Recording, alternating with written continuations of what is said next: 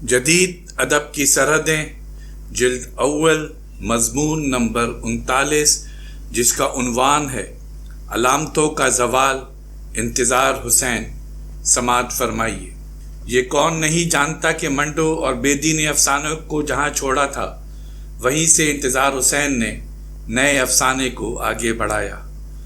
آخری آدمی، زرد کتے اور شہر افسوس ان کی کامیاب کہانیاں ہیں۔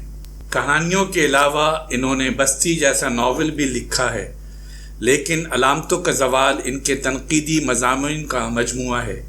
ان کے ایک مداح نے مجھ سے کہا کہ انتظار حسین کا کمال یہ ہے کہ وہ علامتوں سے تنقید کا آغاز کرتے ہیں اور دیکھتے ہی دیکھتے ان کی گفتگو مرغی کے انڈے سے نکل کر کلچر تک آ جاتی ہے۔ یار مزہ آ جاتا ہے جب وہ کلچر کے پس منظر میں یہ بتاتا ہے کہ شاعری کیا ہے، قسم خدا کی تنقید میں فکشن ڈال دیتا ہے۔ حالانکہ یورپ کے افسانہ نگار فکشن میں تنقید ڈال دیتے ہیں۔ پڑھ کے تو دیکھو، جیسے فسانہ عجائب میں ہوتا ہے نا، اس کی تنقید میں طوطا درخت سے گر کر پڑخنی کھاتا ہے اور آدمی بن کر پھر اٹھ کھڑا ہوتا ہے۔ انتظار حسین کسی افسانہ نگار کی کہانی کا حوالہ دیتا ہے جس میں ایک کوچوان اور گھوڑے کا قصہ ہے۔ غریب کوچوان کا بیٹا مر جاتا ہے، لیکن وہ افلاس کا مارا کوچوان یہ غم اٹھائے دن بھر سواریاں ڈھوتا رہتا ہے۔ اس کی ہر سواری اپنی دنیا بھر کی باتیں اس سے کرتی ہے، لیکن جب کوچوان اپنے بیٹی کی موت کا ذکر کرنا چاہتا ہے تو سواری کی منزل آ جاتی ہے۔ غرض اس بیچارے کوچوان کا دردناک قصہ سننے کی زحمت کوئی نہیں اٹھاتا، یہاں تک کہ آخر کار کوچوان تھک ہار کے جب اپنے گھر پہنچتا ہے تو وہ مجبوراً اپنے بیٹے کی موت کی کہانی اپنے گھوڑے کو سناتا ہے۔ انتظار حسین کہتے ہیں کہ بھائی، ان دنوں لکھنا اور سنانا ایسا ہے جیسے گھوڑوں کو کہانیاں سنانا۔ آج کا لکھنے والا اندھے بہرے معاشرے میں پیدا ہوتا ہے۔ یہاں یہ لکھنے والا نہ میر اور غالب بن سکتا ہے، نہ عرفی اور نظیری۔ آج کل تو کلچرڈ بننے کے لیے یونیورسٹیوں کے علاوہ اعجاز حسین بٹالوی سے ملنا بھی ضروری ہے۔ دیکھو نا، اب عراق پر بمباریوں نے ثابت کر دیا ہے کہ انسان کو کلچرڈ بننے کے لیے کم سے کم ڈیکیور بننا ضروری ہے۔ میری جان، آپ کو انتظار حسین کی تنقید میں غلیل، جنگل، ایک تارہ، دو تارہ، گنبد، تصوف اور بزرگان ملک و ملت سب کا ذکر ملے گا۔ ان کی تحریروں میں شیخ ابو القاسم گورگانی کا یہ قول مجھے بہت پسند آیا کہ حضرت نے فرمایا ہے کہ میں نے اپنے نفس کو سانپ کی شکل میں دیکھا، اور دوسرے صوفی نے کہا کہ میں نے اپنے نفس کو چوہے کی صورت میں دیکھا۔ ابو العباس نے کہا میں نے اسے کتے کے بھیس میں دیکھا۔ انتظار حسین کا کمال یہ ہے کہ تصوف کے بڑے بڑے تجربوں اور علامتوں کا ذکر ہنستے کھیلتے کر دیتے ہیں۔ البتہ اشتہار بازی سے انہیں چڑ ہے اور وہ دوسروں کی مصنوعات کو بھی ذرہ بھر نقصان نہیں پہنچانا چاہتے۔ انہوں نے ایک جگہ یہ بھی لکھا ہے کہ جس طرح محلے کے کسی دقیانوسی بوڑھے کو لوگ بیگن کے نام سے لے کر چڑھاتے ہیں، اسی طرح میں کوکا کولا کا نام لے کر آج کے مہذب آدمی کو چھیڑوں مجھے اچھا نہیں لگتا۔ انتظار حسین کا غم یہ ہے کہ ان کی ہند اسلامی تہذیب کی علامتوں پر زوال آ گیا ہے۔ قصے کوہتا انتظار حسین کے مداح سے اپنی جان چھڑا کر ایلیفنٹ اسٹریٹ سے میں نے ان کی کتاب علامتوں کا زوال خریدی۔ ٹائٹل پیج پر ایک پیالہ بنا ہوا تھا جو کئی جگہ سے ٹوٹا ہوا تھا۔ یہ پیالہ بذات خود مشرقی تہذیب کی علامت لگتا ہے۔ کتاب پڑھنے سے پتہ چلا کہ اگر انتظار حسین کا کوئی فلسفہ ہے تو وہ یہ ہے کہ ہماری ہند اسلامی تہذیب کی علامتوں کا زوال ہو رہا ہے، اور یہ کہ ہماری جدید شاعری اس اسلامی تہذیب سے کٹ کر رہ گئی ہے، بلکہ خود ہماری تہذیب کی سالمیت ہی رخصت ہو گئی ہے۔ اس لیے ہمارا فرض یہ ہے کہ ہم اپنی آتش رفتہ کا سراغ لگائیں۔ انتظار حسین اپنے آپ کو سن 57 کے لشکر کا ہارا ہوا سپاہی سمجھتے ہیں اور کہتے ہیں کہ اب چونکہ سن 57 کی لڑائی ختم ہو چکی ہے، اس لیے اب میں دھواں گاڑی یعنی ٹرین سے نہیں ڈرتا، بلکہ اس ہنگامے میں جو سواریاں گم ہو گئی ہیں میں ان سواریوں کا کھوج لگا رہا ہوں۔ خیر، انتظار حسین اپنی تہذیب کا سراغ لگانے کے سلسلے میں دلی سے میدان کربلا اور جنگ بدر تک پہنچنا چاہتے ہیں۔ ان کی رائے میں اگر پاکستان کا کہانی کار सन 57 اور معرکہ کربلا اور جنگ بدر سے اپنا رشتہ جوڑے، اس کے معنی یہ ہوں گے جو نیا قومی احساس تعمیر ہو رہا ہے، اس میں 1400 سال کا تاریخی شعور شامل ہے۔ وہ کہتے ہیں کہ ہمارا افسانہ بلکہ ہمارے زمانہ کسی نئے صوفی کا منتظر ہے۔ وہ کہتے ہیں قیس و فرحاد ہجرت کر گئے اور طور پر ایسی بجلی گری ہے کہ غزل میں بھی اب اس کا کوئی نشان نہیں ملتا۔ انتظار حسین تصوف کے قائل ہیں۔ ان کا کہنا ہے کہ جو چیز ہمارے اندر مر گئی ہے اسے اب تصوف ہی زندہ کر سکتا ہے۔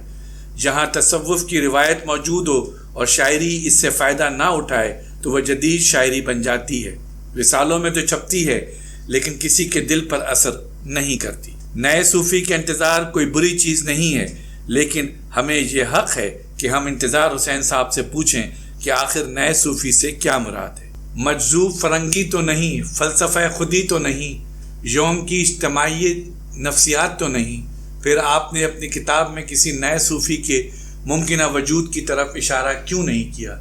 کہیں ڈاکٹر سجاد باقر رضوی، جیلانی کامران یا مظفر علی سید میں سے کوئی نیا صوفی تو نہیں جس کا انتظار آپ کر رہے ہوں؟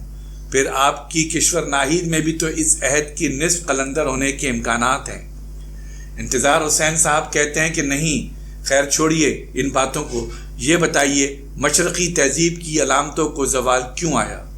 ہماری تہذیبی سالمیت کیوں قائم نہیں رہی؟ ہاں، ایک سوال یہ بھی ہے کہ اگر ہم کسی نئے صوفی کے منتظر ہیں تو پھر سر محمد اقبال نے تصوف کے خلاف جو کچھ لکھا ہے اس کی تردید کس طرح کریں؟ چلیے، انفرادی زندگی اور نجات کا مسئلہ تو تصوف سے حل ہو سکتا ہے اور ممکن ہے کہ محبوب حقیقی کا وصل بھی حاصل ہو جائے، مگر تصوف کے پاس اجتماعی مسائل کا حل کیا ہے؟ اسلحے کی دوڑ یا میدان جنگ کے مسائل کو تصوف کیسے حل کرے گا؟ نیا تصوف کیا راستہ دکھائے گا؟ اجتماعی زندگی سے فرد کا رشتہ تصوف کس طرح قائم کر سکتا ہے؟ اس پر ہمارے انتظار حسین صاحب نے کوئی روشنی نہیں ڈالی۔ البتہ یہ کتاب علامتوں کا زوال انتظار حسین کی کہانیوں اور ان کے ناولوں کو سمجھنے میں مددگار ہو سکتی ہے۔ علامتوں کا زوال دراصل مثالیت پسند کلچر کے زوال کا نوحہ ہے۔ دوسری بات یہ ہے کہ انتظار حسین کو یورپ سے بیر ہے۔ اس کی وجہ شاید یہ ہے کہ وہ یہ سمجھتے ہیں کہ یورپ کی آمد ہی نے مشرقی تہذیب کو روبہ زوال کیا۔ وہ کہتے ہیں سور اور مغربی تہذیب دونوں پلٹ کر کبھی نہیں دیکھتے۔ سور کے بارے میں تو ساقی فاروقی بہتر بتا سکتے ہیں کہ سور پر تباہ آزمائی بھی ساقی فاروقی ہی نے کی ہے۔ مغربی تہذیب کے بارے میں البتہ میں یہ ضرور کہوں گا کہ یہ پلٹ کر پیچھے ہمیشہ دیکھتی رہی ہے، خاص طور سے یونان کو، اور اگر کچھ موقع ملا تو اسکندریہ، مصر، سمیریا کو بھی آثار قدیمہ اور لسانیات سے ان کی دلچسپی بڑھتی ہی جا رہی ہے۔ اب تحقیقات فریزر سے بہت آگے نکل گئی ہیں۔ مغربی تہذیب نے دو دل کو لبھانے والے تصورات بڑے زور و شور سے پیش کیے، ایک اشتراکیت اور دوسرا انسانیت۔ اشتراکیت کو گورباچیف کے نظر لگ گئی اور خلیج کی جنگ میں جس طرح عورتیں، بچے، بڑے، بوڑھے جنگ کی ہولناکیوں کا شکار ہوئے، ایسا لگتا ہے کہ انسانیت بھی ان کے ساتھ رخصت ہو گئی ہے۔ انتظار حسین کے مداح کی ساری باتیں سننے کے بعد جب میں نے کتاب دیکھی تو یوں لگا جیسے اب واقعی آسمان پر مرغی کے سفید انڈے کا نشان نظر آئے گا اور پھر خدا نخواستہ قیامت آ جائے گی۔ اچھا ہوا کہ سامنے کبوتروں کی چھتری آ گئی، اس پر ایک سفید کبوتر آنکھیں موندے بیٹھا تھا۔ سمجھ میں نہیں آیا کہ کون تھا، میں سوچتا رہا کہ انسان تو نہیں ہے جو اس علامتوں کے زوال کے موسم میں کبوتر بن گیا ہو، لیکن یہ تو آدمی ناصر کاظمی یا انتظار حسین کی صحبت ہی میں جان سکتا تھا کہ آفاق کی اس کاراگر شیشہ گری میں علامتی کبوتر بھی بڑی چیز ہیں۔ علامتی کبوتر یعنی سن 57 کے ہارے ہوئے سپاہیوں کے لیے محبت کے قاصد، امن کے پیغمبر جو کسی آنگن کی چھتری پر بیٹھے اونگ رہے ہوں۔ اب یہ بات سر عام کہنے کی ضرورت نہیں ہے کہ ہر کلچر اس وقت تک قائم رہتا ہے جب تک اس میں سچائیوں کو قبول کرنے کی صلاحیت ہوتی ہے۔ جس کلچر میں یہ صلاحیت باقی نہیں رہتی وہ کلچر مر جاتا ہے۔ کچھ لوگوں کا خیال ہے کہ ہمارے عہد کی تاریخ ہماری تقدیر ہے، اس لیے اس زمانے کے انسان کو آرٹ کی بجائے سائنس اور انجینئرنگ میں دلچسپی لینی چاہیے اور چونکہ روحانی قدریں مر رہی ہیں اس لیے مادی قدروں کا ساتھ دینا چاہیے۔ ہمیں قدروں کی ضرورت نہیں ہے، ہمارے لیے صرف بصیرت کافی ہے۔ آپ کو سن کر حیرت ہوگی کہ یہ شپنگلر صاحب کے خیالات ہیں۔ یہی وہ خیالات اور احساسات ہیں جنہوں نے انتظار حسین میں اپنی قدروں کی اہمیت کا احساس پیدا کیا ہے، اور وہ اپنی ان قدروں کے زوال کا ماتم اپنی تقدیر سمجھتے ہیں۔ ہارے ہوئے لشکر کا سپاہی اپنی گم کی ہوئی سواریوں کی کھوج میں ہے۔ انتظار حسین کی تحریریں بڑی خوبصورت ہیں، ان میں مسائل کی نشاندہی تو ہے لیکن مسائل کا حل نہیں ہے، یعنی کہیں درخت سے طوطا گر کر پٹخنی نہیں کھاتا اور پھر بھی فسانہ عجائب کا لطف آ جاتا ہے۔ ہماری ویڈیوز کو لائک اور شیئر ضرور کریں، اور اگر آپ اس چینل کے سبسکرائبر ہیں تو ہماری طرف سے شکریہ قبول فرمائیں، اور اگر آپ نے اب تک سبسکرائب نہیں کیا تو اس چینل کو فوراً سبسکرائب کر لیں اور بیل آئیکن سے notification for all per click کریں تاکہ آئندہ آنے والی ہر نئی ویڈیو آپ کو مل سکے۔ شکریہ۔